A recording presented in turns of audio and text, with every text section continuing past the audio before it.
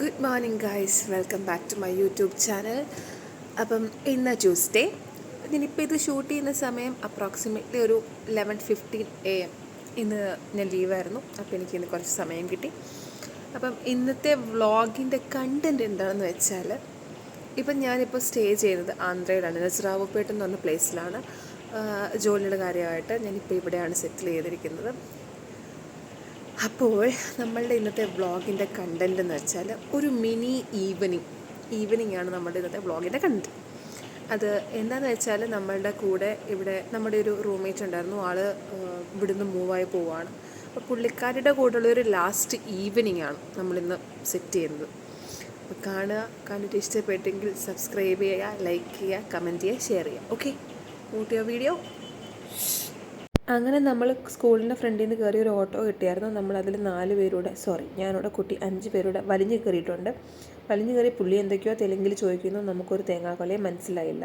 നമ്മൾ അങ്ങനെ ഇങ്ങനെ കിളി പോയതുപോലെ ഇരിക്കുന്നു. പിന്നെ ഞാൻ അപ്പുറത്തിരിക്കുന്ന അമ്മച്ചി എന്തൊക്കെയോ പറയുന്നു, എന്ത് വന്നോ എന്തോ മനസ്സിലായില്ല കേട്ടോ. ഞാൻ അതിങ്ങനെ ശ്രദ്ധിച്ചുകൊണ്ടിരുന്നു. പിന്നെ വിചാരിച്ചു ബാക്കിലെ ആ ഒരു വേ നിങ്ങളെ ഒന്ന് കാണിക്കാമെന്ന്. അങ്ങനെ പ്രഗ്യ, അതെ ഫസ്റ്റ് ഇരിക്കുന്ന പ്രഗ്യ, സെക്കൻഡ് രഞ്ജിത, അത് കഴിഞ്ഞ് ഗോപികയുടെ ഇപ്പുറത്താണ് ചിപ്പി ചേച്ചി ഇരിക്കുന്നത്. ചിപ്പി ചേച്ചിയുടെ ശരിക്കുള്ള പേര് ജയശ്രീ എന്നാണ് കേട്ടോ. അപ്പോൾ ചിപ്പി ചേച്ചി നാളെ നമ്മുടെ നാട്ടിലേക്ക് മൂവ് ചെയ്യുക. അപ്പോൾ അതിന് മുമ്പൊരു മിനി ഷോപ്പിംഗ് എന്നൊക്കെ വേണമെങ്കിൽ നമുക്ക് പറയാം ഇതിനെ. അങ്ങനെ ഞങ്ങൾ ഇറങ്ങിയതാണ്. അങ്ങനെ ഞങ്ങൾ ഓട്ടോയൊക്കെ ഇറങ്ങി നേരെ ഇവിടെ ഒരു ബ്രിഡ്ജ് ഉണ്ടായിരുന്നു. ആ ബ്രിഡ്ജിൽ കയറി വന്നാലേ നമുക്ക് മുകളിലത്തെ ഫ്ലൈ ഓവറിൽ എത്താൻ പറ്റുള്ളൂ. ഫ്ലൈ ഓവറിലെത്തിയാൽ മാത്രമേ നമുക്ക് എന്ത് ചെയ്യാൻ പറ്റുള്ളൂ, നേരെ നമുക്ക് നടന്ന് നമ്മുടെ മെയിൻ അതിലേക്ക് എത്താൻ പറ്റും. നമ്മൾ പോകുന്ന സ്പേസിലേക്ക് എത്തണമെങ്കിൽ നമുക്ക് ഈ ഫ്ലൈ ഓവർ പാസ് ചെയ്തേ ഒക്കത്തുള്ളൂ. അപ്പം നമ്മളിങ്ങനെ ക്ഷീണിച്ച് ഗോപികയുടെയൊക്കെ മുഖം കണ്ടോ. അത് കഴിഞ്ഞ് അങ്ങനെ കയറി നടന്ന് വന്ന് ഫുട്പാത്തിലെത്തിയപ്പോൾ കറക്റ്റായിട്ട് എൻ്റെ അമ്മ വിളിച്ചു. അമ്മയുമായിട്ട് സംസാരിക്കുന്നു. പിന്നെ തമന്ന വന്നു. തമന്നയെന്ന് പറഞ്ഞാൽ മനസ്സിലാവില്ലല്ലേ. ഓക്കെ, നമ്മുടെ രഞ്ജിതയാണ് നമ്മൾ തമന്ന എന്ന് വിളിക്കുന്നത്. പേടിക്കേണ്ട, അവൾ തമന്നയുടെ ആരുമല്ല, പക്ഷെ നമ്മൾ തമന്ന എന്ന് വിളിക്കുന്നു. അങ്ങനെ ഞാനും തമ്മനെയും കൂടി ഇങ്ങനെ പോകുമ്പം ഞാൻ വെച്ച് നിങ്ങളെ മാർക്കറ്റ് കാണിക്കാമെന്ന്. ഇതാണ് ഇവിടുത്തെ മാർക്കറ്റ്. ഇവിടുത്തെ മാർക്കറ്റിൻ്റെ സ്പെഷ്യാലിറ്റിയാണ് ഇതെല്ലാം കണ്ടോ.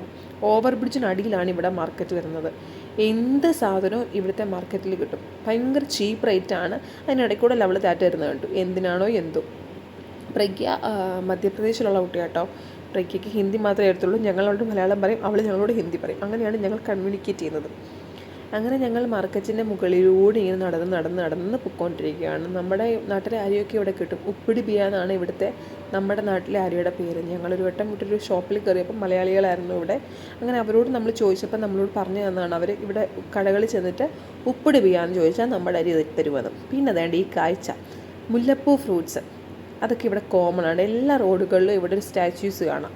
നമ്മളിപ്പോൾ ഓൾമോസ്റ്റ് കാസുമാളിലോട്ടാണ് നമ്മൾ പോകുന്നത്. കാസുമാളിനടുത്ത് നമ്മൾ എത്തിക്കഴിഞ്ഞു. ഇവിടെ നല്ല ഹെവി ട്രാഫിക് ആട്ടോ, എപ്പോഴും നല്ല ഹെവി ട്രാഫിക്കാണ്. നമ്മുടെ നാട്ടിലെ കൂട്ടേ അല്ല, ഇവിടുത്തെ ആൾക്കാർക്ക് യാതൊരു ബോധവും ഇല്ലെന്ന് ഞാൻ പറയും. ഒരാൾ കൂടി ഹെൽമെറ്റ് വെച്ച് ഞാൻ കണ്ടിട്ടില്ല ഇവിടെ. ഒരു കെയർലെസ് ആയിട്ട് ഇവിടെ വണ്ടി ഓടിക്കുന്നത്, ഒരാൾ കൂടി കെയറായിട്ട് വണ്ടി ഓടിക്കുന്നത് കണ്ടിട്ടില്ല ഞങ്ങൾ. അങ്ങനെ ഞങ്ങൾ ക്രോസ് ചെയ്ത് കാസുമാളിൻ്റെ ഫ്രണ്ടിലെത്തി. നോക്കിക്കഴിഞ്ഞപ്പോൾ ഒരാൾ മാത്രം ക്രോസ് ചെയ്തില്ല, ഞങ്ങളെല്ലാവരും ക്രോസ് ചെയ്ത്. അദ്ദേഹം അവിടെ വായും തുറന്ന് നിൽക്കുന്നു. അങ്ങനെ ഞങ്ങൾ ഇവിടെ വെയിറ്റ് ചെയ്യുക അദ്ദേഹത്തിന് വേണ്ടി. അങ്ങനെ ഗോപുവും ചിപ്പി ചേച്ചിയും കൂടെ നേരെ അങ്ങ് നടന്നു പോയി. നിങ്ങൾ പതുക്കെ വന്നോളാം പറഞ്ഞ് മുടിയൊക്കെ ഇട്ടാട്ടി പോയിട്ടുണ്ട്. ഞങ്ങൾ പതുക്കെ നടന്ന് ആ സമയം കൊണ്ട് പ്രഗ്യയ്ക്ക് അവിടെ ഒരു ഫ്രണ്ടിനെ കിട്ടി. ആരാന്ന് എനിക്കറിയില്ല, ഒരങ്കിള്. പുള്ളി പ്രഗ്യയെ അവിടെ എന്ത് ചെയ്തു, ഹെൽപ്പ് ചെയ്യുന്ന കണ്ട് ഞങ്ങൾ ക്രോസ് ചെയ്യാനായിട്ടൊക്കെ. അദ്ദേഹത്തിനെ ഈ വീഡിയോയിൽ നിങ്ങൾക്ക് ഇപ്പോൾ കാണാൻ പറ്റും. അതെ, അതാണ് കേട്ടോ ആള്. അങ്ങനെ പ്രഗ്യ ക്രോസ് ചെയ്യാനായിട്ട് ഡിഫിക്കൽട്ടായിട്ട് നിന്ന സമയത്താണ് പുള്ളി വന്ന് കൈയൊക്കെ കാണിച്ച് പ്രഗ്യയും ആ ചാട്ടത്തിന് ഇപ്പുറം വന്നു. അങ്ങനെ ഞങ്ങളിപ്പോൾ ഞങ്ങൾ ഡെസ്റ്റിനേഷനിലെത്തി. അവൾ ചാടിയത് എന്തൊക്കെയോ പറയുന്നുണ്ട്, ഒന്നും മനസ്സിലായിട്ടില്ല എനിക്ക്. വെൽക്കം ടു കാസുമാൾ എന്നാണ് പറയുന്നത്. അങ്ങനെ അവൾ നമ്മളെ ഇൻട്രൊഡ്യൂസ് ചെയ്തിരിക്കുകയാണ് ഗൈസ്. നമ്മുടെ മെയിൻ എയിം എന്തായിരുന്നു എന്ന് വെച്ചാൽ മാക്സിൽ വരിക. ഇതായിരുന്നു ഉദ്ദേശം. കാരണം നമ്മുടെ കൂടെയുള്ള ഒരാൾ തന്നെ കഴിഞ്ഞ ദിവസം പോയിട്ട് പറഞ്ഞിരുന്നു ഇവിടെ ഓഫർ നടക്കുകയാണ്, 99 ഒക്കെ നല്ല റേറ്റ് കുറവുള്ള ടോപ്പുകൾ കിട്ടുമെന്ന്. അങ്ങനെ നമ്മൾ വന്നതാണ്. ആസ് യൂഷ്വൽ നമുക്ക് സ്കൂളിൽ വർക്ക് ചെയ്യുമ്പോൾ കാഷ്വൽ വിയേഴ്സ് വേണമല്ലോ. അങ്ങനെ നമ്മൾ വന്ന് നോക്കിയതാണ്. എല്ലാവരും 4 വഴിക്കൂടെ സ്പ്ലിറ്റ് ആയിപ്പോയി. ഞാൻ മാത്രം ഫോണും പിടിച്ചുകൊണ്ട് അങ്ങോട്ടും ഇങ്ങോട്ടും തെക്കോട്ടും വടക്കോട്ടും നടക്കുമായിരുന്നു. പ്രഗ്യ പിന്നെ എന്ത് ചെയ്യണമെന്നറിയാതെ നിൽക്കുന്നു. അങ്ങനെ ഞാനും തമനയും കൂടി ഒരു മൂലയ്ക്കോട്ട് മാറി ഞങ്ങളായിട്ടുള്ള കാര്യങ്ങൾ ഇങ്ങനെ സെലക്ട് ചെയ്യുമായിരുന്നു കേട്ടോ. തമനയുടെ കുഞ്ഞിന് വേണ്ടിയുള്ള കുറച്ച് ഡോൾസ് ഇങ്ങനെ നോക്കുന്നുണ്ട്. അത് കഴിഞ്ഞ് പ്രഗ്യയ്ക്ക് സാൻഡൽസ് വേണമെന്ന് പറഞ്ഞിട്ടായിരുന്നു വന്നത്. അദ്ദേഹം സാൻഡൽസ് ഒരു വശത്തും തുടങ്ങി അങ്ങോട്ട് നീങ്ങി നീങ്ങി നീങ്ങി പോകുന്നുള്ളൂ. പക്ഷേ ആളൊന്നും എടുത്തില്ല കേട്ടോ. ആളിന് ഭയങ്കര ഡിസ്കംഫേർട്ട് ഫീൽ ചെയ്തു ഓരോ ചപ്പൽസ് ഇടുമ്പോഴും. അങ്ങനെ കുറേ നമ്മൾ ട്രൈ ചെയ്തെങ്കിലും ഇഷ്ടപ്പെട്ടില്ല ആളിന്.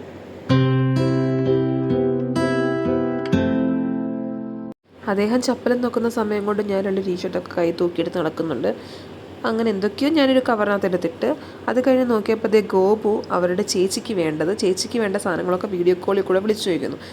അപ്പം ഞാൻ ഇടയ്ക്ക് പുറമോട്ട് നോക്കിയപ്പോൾ ഒരു ടോപ്പ് എനിക്ക് ഇഷ്ടപ്പെട്ടു കേട്ടോ. അതാണ് ഞാൻ ഇടയ്ക്ക് പുറമോട്ട് നോക്കിയത്. ആ ടോപ്പ് എൻ്റെ കണ്ണിൽ ഉടക്കിയായിരുന്നു. അങ്ങനെ ഞാൻ വീണ്ടും നേരെ കണ്ട് ഗോപുവിൻ്റെ അടുത്ത് വന്നു. ഒരു ചാക്ക് സാധനം അവളും എടുത്തിട്ടുണ്ട്.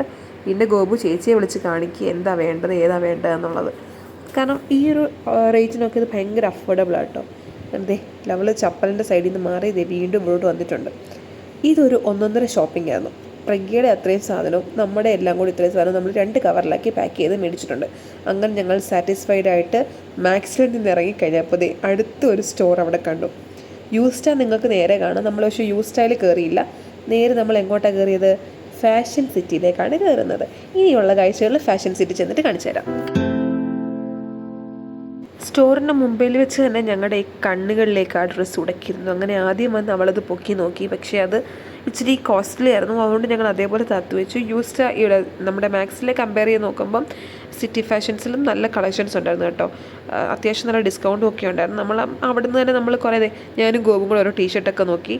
ഞങ്ങളതൊന്ന് ട്രയൽ ചെയ്തപ്പോൾ ഞങ്ങളെ തന്നെ ഭയങ്കരമായിട്ട് സെൽഫ് സാറ്റിസ്ഫാക്ഷൻ തോന്നി. ഞങ്ങളെടുത്ത വീഡിയോ ആയിരുന്നു അത്. അങ്ങനെ ഗോപു എന്തൊക്കെയോ സംസാരിക്കുന്നുണ്ട്. എന്തായിരുന്നോ എന്തോ.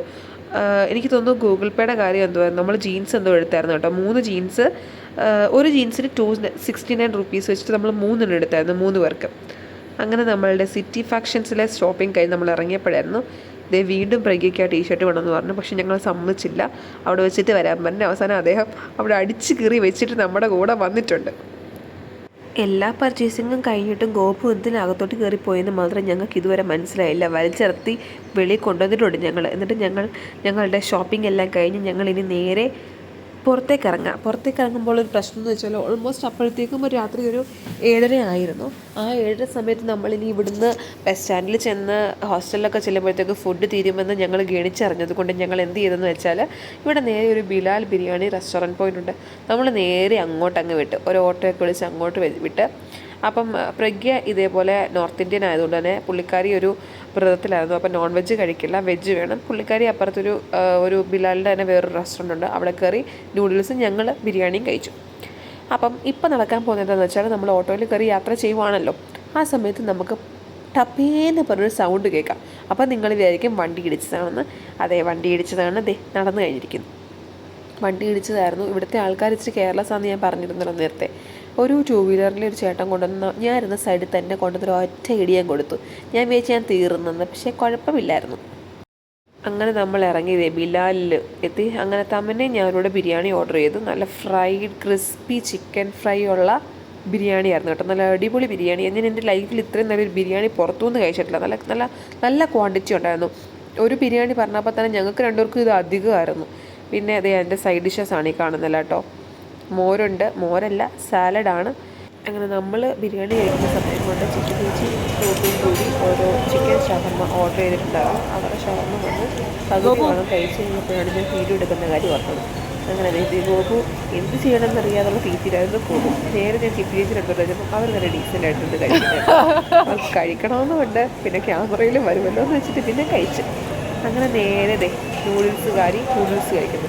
ആൾ നോൺ വെജ് കഴിക്കുന്ന കൂട്ടത്തിലാണ്. പക്ഷേ ഇന്നതായതുകൊണ്ടായിരുന്നു, വ്രതം ആയതുകൊണ്ടാണ് പുള്ളിക്കാരി കഴിക്കാൻ നാണം വരുന്നത് കേട്ടോ. പാവത്തിന് ആദ്യം കഴിച്ചു കഴിഞ്ഞത് രഞ്ജിതയായിരുന്നു. അവനെ എന്തോ ആദ്യം കഴിച്ചു കഴിഞ്ഞത്.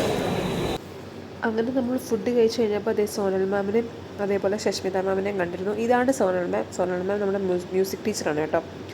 അങ്ങനെ നമ്മളെല്ലാവരും കൂടി ഒരു ഓട്ടോയിൽ കയറി. അപ്പം എല്ലാവരും കൂടി ആകുമ്പോൾ നമുക്ക് എക്സ്പെൻസ് കുറയുമായിരുന്നു. അങ്ങനെ ഒരു കാര്യമുണ്ട്. അപ്പം നിങ്ങൾ വിചാരിക്കും ഞാൻ പിശിക്കുകയാണ്. നമ്മൾ മാത്രമല്ല, എല്ലാവരും പിശിക്കുക. അങ്ങനെ എല്ലാവരുടെയും മുഖം കാണാനായിട്ട് പ്രഗ്യ എന്ത് ചെയ്തു, ഫോണിൻ്റെ ലൈറ്റൊക്കെ അടിച്ച് തന്ന് നമ്മളങ്ങനെ രാത്രി നമ്മളുടെ ഹോസ്റ്റലിലേക്ക് മൂവ് ചെയ്യുക. ഇപ്പം നമ്മൾ അപ്രോക്സിമേറ്റ്ലി നമ്മളുടെ ഹോസ്റ്റലിനടുത്തുള്ള മാം കോളേജിൻ്റെ ഫ്രണ്ടിലായിട്ടുണ്ട്. ഇനി ഒരു വളവ് കൂടെ കഴിഞ്ഞാൽ നമ്മൾ നമ്മുടെ ഹോസ്റ്റലിലേക്കായിരിക്കും. നമ്മളുടെ വളവിലേക്ക് വന്നുകൊണ്ടിരിക്കുക കേട്ടോ.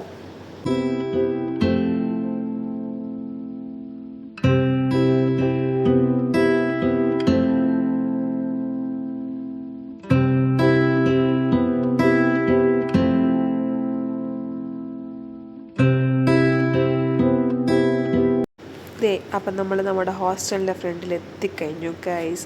അങ്ങനെ നമ്മുടെ ഒരു മിനി വ്ളോഗിൻ്റെ ലാസ്റ്റ് സെക്ഷനിലേക്ക് നമ്മൾ കടക്കുന്നു. ഓരോരുത്തരായിട്ട് ഇറങ്ങി തുടങ്ങിക്കഴിഞ്ഞു.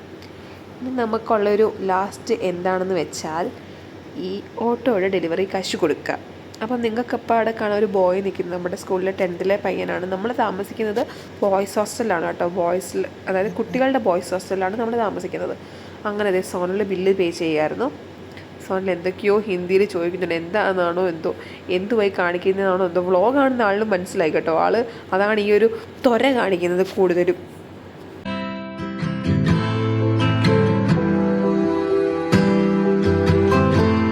പ്രഗ്യ പക്ഷേ നമ്മുടെ ഇവിടെ അല്ല കേട്ടോ താമസിക്കുന്നത്. ഇവിടെ അക്കോമഡേഷനുള്ള സ്പേസ് കുറവായതുകൊണ്ട് പ്രഗ്യ സ്കൂളിൻ്റെ മുകളിൽ ഗേൾസ് ഹോസ്റ്റലുണ്ട്, അവിടേക്ക് ആക്കിയിട്ടുണ്ട്.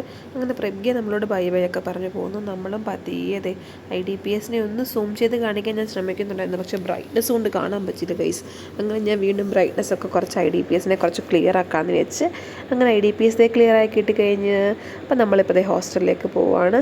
അപ്പോൾ ഇത്രയേ ഉള്ളൂ നമ്മുടെ വ്ളോഗ് നമ്മളുടെ അവസാനിച്ചിരിക്കുന്നു. സോ നിങ്ങൾക്ക് ഇഷ്ടപ്പെട്ടെങ്കിൽ ലൈക്ക് ചെയ്യുക, സബ്സ്ക്രൈബ് ചെയ്യുക, ഷെയർ ചെയ്യുക. ഇനിയും പുതിയ വ്ളോഗുമായിട്ട് വരാം. Okay, by.